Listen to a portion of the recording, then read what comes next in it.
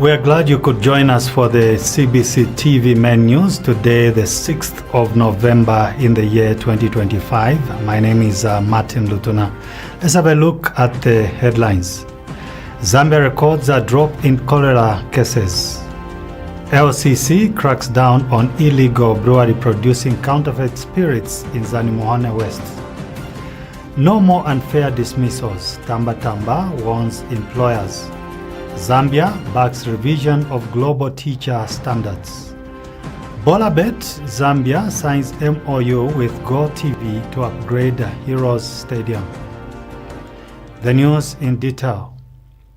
The Zambia National Public Health Institute has reported a decline in daily cholera cases, with only one new infection recorded on Tuesday, down from 7 the previous day. Cumulative cases now stand at 514, with 5 deaths reported, giving a case fatality rate of 1%. A total of 505 patients have been discharged, while 4 remain under treatment. Most cases have been recorded in Mpulungu, Nsama, and Masaiti districts. The public is urged to maintain hygiene and seek medical help immediately if symptoms appear. More in this report. The Lusaka City Council, LCC, in a joint operation with public health officers and the Zambia Police, have uncovered an illegal brewery manufacturing counterfeit spirits and brandy in Zanimohane West.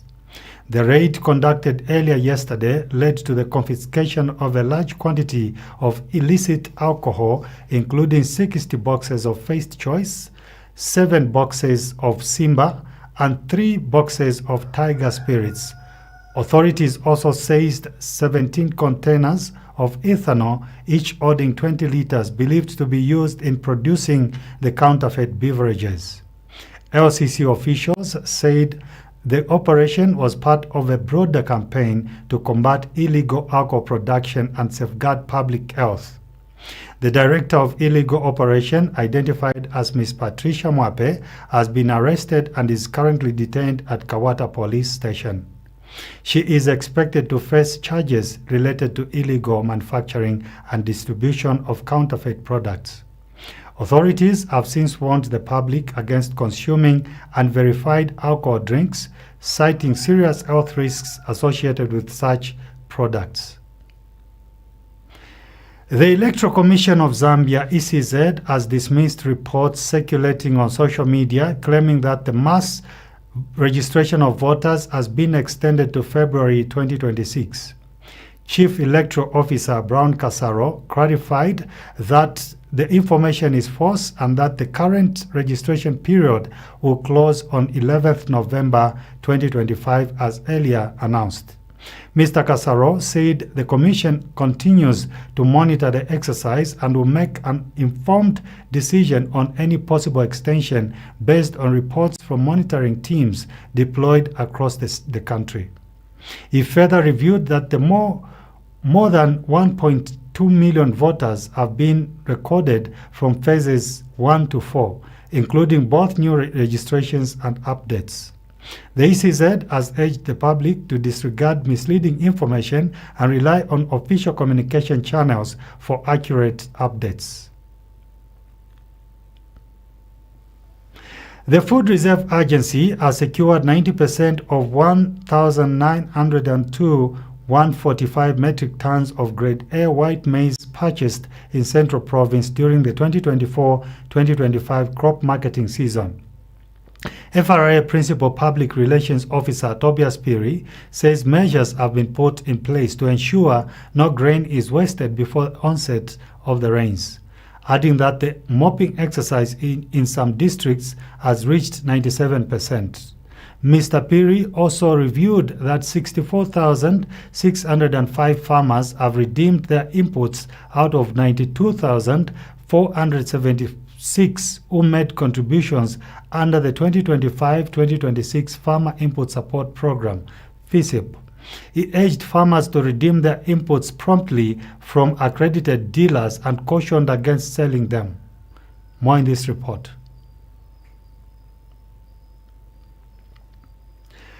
President Hakainde Hichilema will undertake a 2-day working visit to the Copperbelt province starting this Saturday, November 8th. On Saturday, the president will attend a Thanksgiving service for the reopening of the Israeli embassy at Living Water Church in Kitwe and later grace the Power Dynamo's Nkana FC derby at Levi Mwanawasa Stadium in Ndola. He has purchased 30,000 tickets for Nkana and Power supporters as well as the general public to be distributed through the Ndola District Commissioner's office. President Hichilema will also officiate at a fundraising gala on Saturday evening, and on Sunday he will attend Remembrance Day commemorations and a church service in Kitwe before meeting UPND party structures. Meanwhile, following the fire that gutted Chiwampala Market in Chingola, the President and Vice President Mutalena Lumango have expressed sadness and called for investigations into the cause. On Saturday in the morning, he will attend a Thanksgiving function where he's been invited by more than 6,000 pastors who want to thank him for bringing back the Israeli embassy in Zambia. To many Christians, that is a serious achievement, bringing back Israeli embassy to Zambia. So pastors on the Copperbelt and several churches have come together and they want to thank President Hakainde Hichilema for his efforts to bring back the Israeli embassy back to Zambia. That function also will be attended by the ambassador to Israel on Saturday in the morning. On Saturday itself, the president has decided this time around to attend a match which is very popular. I'm sure everyone knows that the local derby between Power Dynamo and Nkana attract the attention of the entire country, and the President Hakainde has decided to be part of those who are going to watch that match. He'll be the guest of honor at that match. Sunday, I'm sure you know that Sunday, which is the 9th of November, we usually have a function which we call Remembrance, to remember our men in uniform who died and other people who died during the Second World War. That will be done here on the Copperbelt. I think I'll give a confirmation if it will be done in Ndola or in Kitwe, but most likely in Kitwe. So the president will attend that in the morning. Then you will attend a church service at Evangelical Church of Zambia in Ndeke Congregation, Evangelical Church of Zambia, where he's been invited to go and worship with the Evangelical Church of Zambia in Ndeke in Kitwe.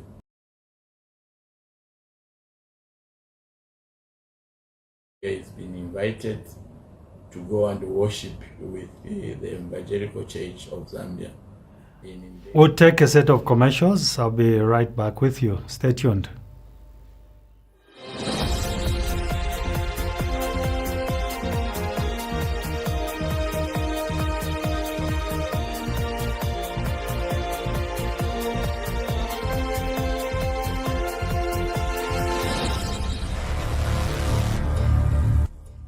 Choirs of Zambia.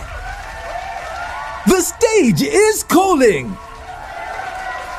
Get ready to sing, praise, and compete for the ultimate crown and win a staggering 100,000 kwacha cash prize. Here is how to enter. Record a 2-minute video of your choir singing. Let your choir leader introduce their group. Send your clip via WhatsApp on 0968 261196 or email cbc.lighttv@gmail.com or bring it to CBC TV, plot number N4, Zambezi Road, Minwood, Ibex. This is your chance to win on Zambia's biggest Christian music stage. Don't wait. Entries close soon. Battle of the Choir. Battle of the Choirs. See you there. Terms and conditions apply.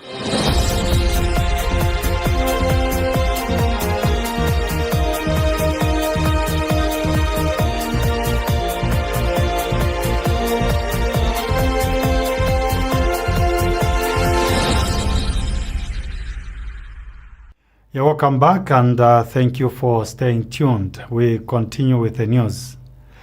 Labour and Social Security Minister Brenda Tambatamba has warned employers against unfair dismissals, stressing the government's commitment to protecting workers' rights under the Employment Code Act No. 3 of 2019.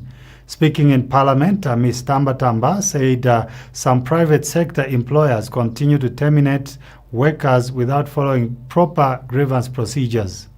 She announced that the ministry has intensified inspections and awareness campaigns to enforce compliance and promote fair labor practices.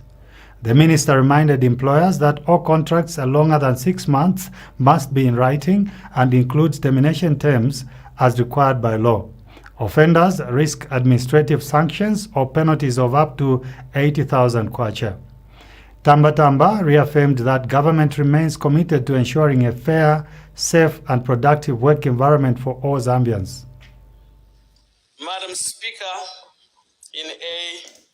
the ministry acknowledges that some employers terminate contracts of employment without adhering to the provisions of the Employment Code Act.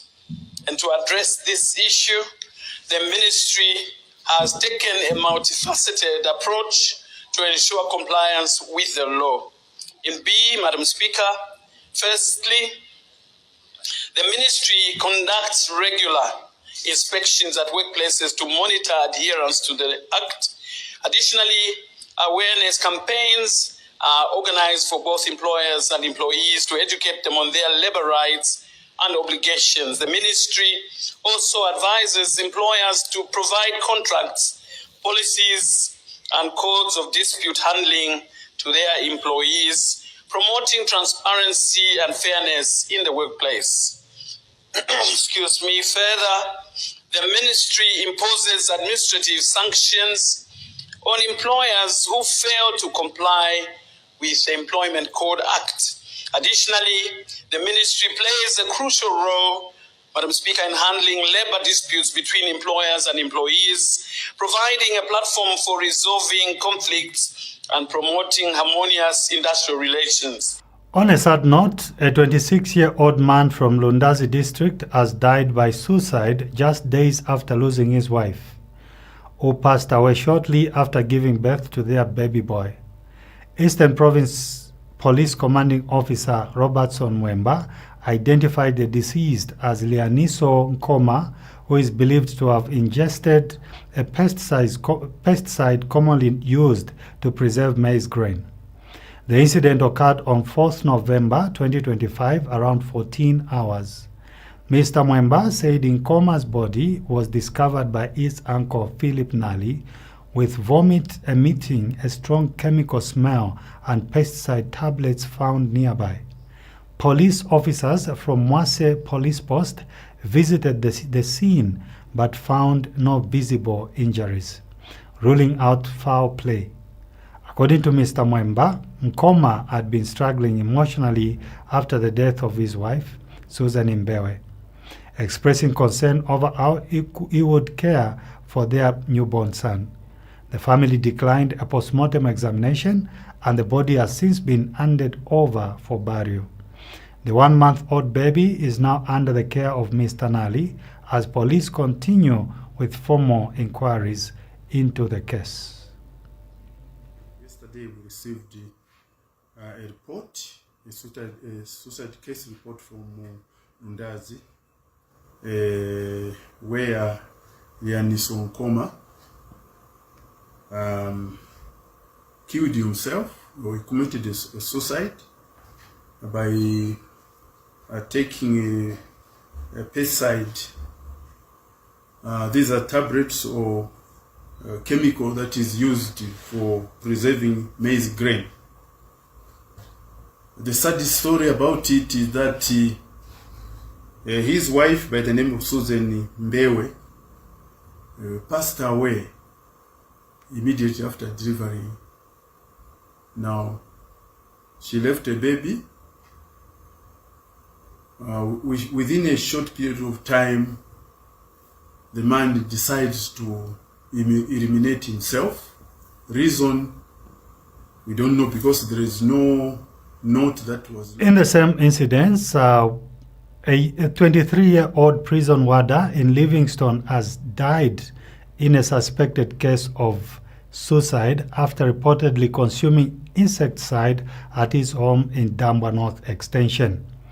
The deceased, identified as Mwamba Mwango, an officer at the Livingstone Correctional Facility, was found unresponsive on his bed around midday by his 18-year-old cousin, Francis Kayula.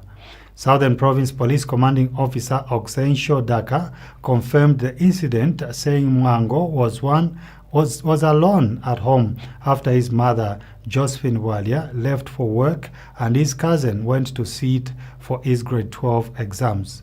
Upon returning home, Francis found Mwango lying unconscious with a bottle of Doom insecticide on the kitchen table.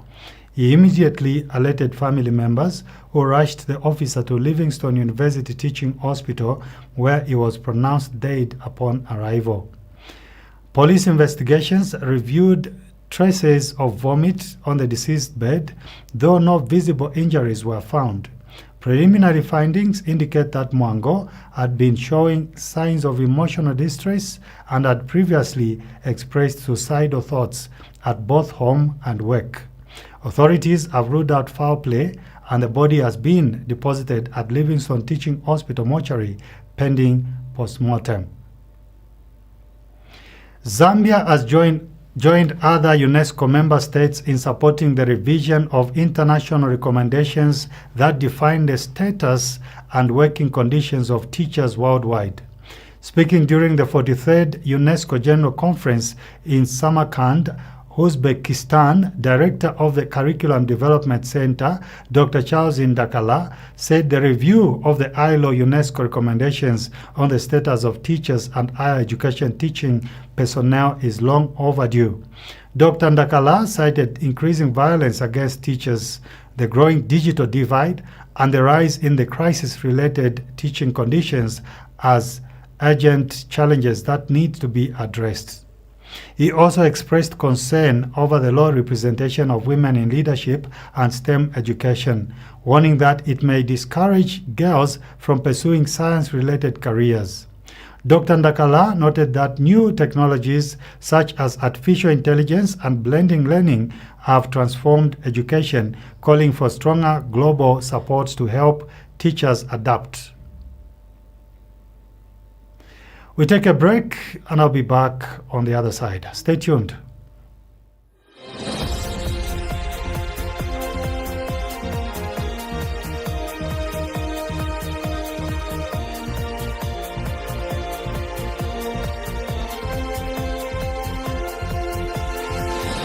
For the most anticipated talk show of the year. Let's talk about it with Pastor Pauline. So we have been discussing foundations upon which most of the relationships are built.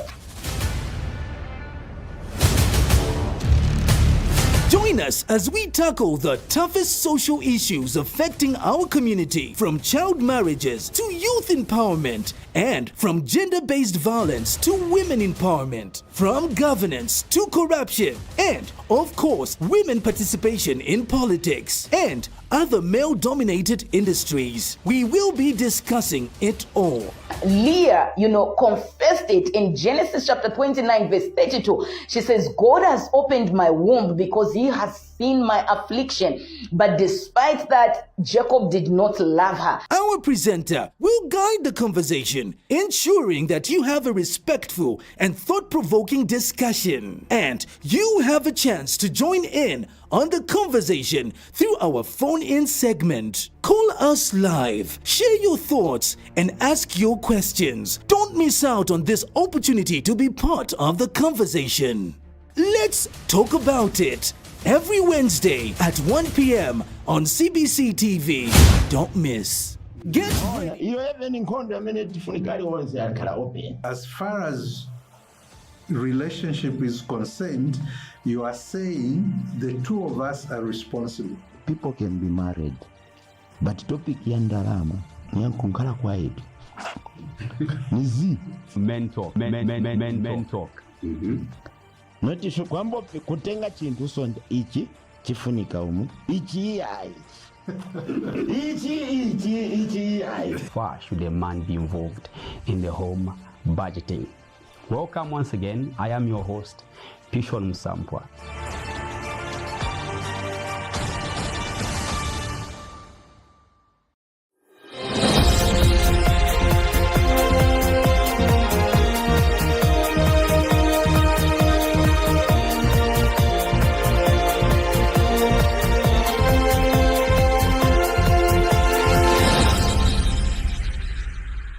You're welcome back and thank you for staying tuned. We continue with the news. The Confederation of African Football has confirmed direct qualification for next year's Women's Africa Cup of Nations for Cameroon, Egypt, Mali, and Cote d'Ivoire. The decision is based on the latest FIFA rankings. The WAFCON tournament is set to take place in Morocco from 17th March to 3rd April 2026, with the expanded 16-team format providing a bigger stage for African women's football. CAF says the move recognizes the consistent performance of these four nations and aims to enhance the competitive standard of the tournament. This announcement sets the stage for an exciting WAFCON campaign, giving fans across the continent plenty to look forward to as Morocco prepares to host some of Africa's finest female football talent next March. The highly anticipated Kitwe Derby is back on the Zambia football calendar. The Zambian Premier League has confirmed that Tenkana FC and Power Dynamos FC will face off as scheduled on 8th November 2025 at Levi Mwanawasa Stadium. The match had initially been postponed due to security concerns linked to concurrent government programs. However, the matter has now been resolved, allowing fans to witness one of Zambia's most thrilling football rivalries. President Hakainde Hichilema is expected to attend as guest of honor. League officials have extended gratitude to fans, clubs, and partners for their patience and continued support. Football enthusiasts can look forward to a packed stadium and an exciting encounter between the Kitwe giants. Zambia is set to get a major boost in sports infrastructure. Bolabet Zambia has signed a memorandum of understanding with the Ministry of Youth, Sport and Arts to develop a multi-facility sports center at Lusaka's Hero Stadium. The ambitious project will include a modern basketball court, along with other amenities aimed at promoting youth participation and sports excellence. Sports Minister Elvis Nkandu said the center will not only create jobs but also strengthen Zambia's position as a hub for regional competitions. Bolabet CEO Ray Kumwenda pledged full financial and technical support for the initiative. With Hero Stadium already hosting national events, the new multi-facility center is expected to provide opportunities for talent development, community engagement, and commercial partnerships. This landmark project marks a significant step forward